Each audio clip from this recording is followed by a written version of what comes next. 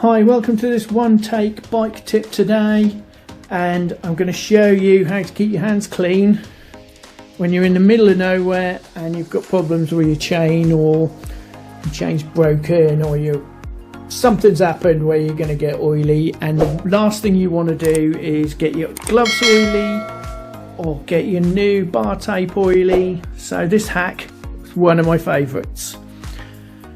So what you do is you take your cap off the end of your handlebars and you've put inside there a latex glove, and then you can put the latex glove on, do the work, dispose of the latex gloves, and you're back on the road again. This is one of my favourite hacks. They're so simple, they hardly weigh anything, they're always there, and hopefully this will help you keep your hands clean. If you've liked this, please subscribe to the channel for more.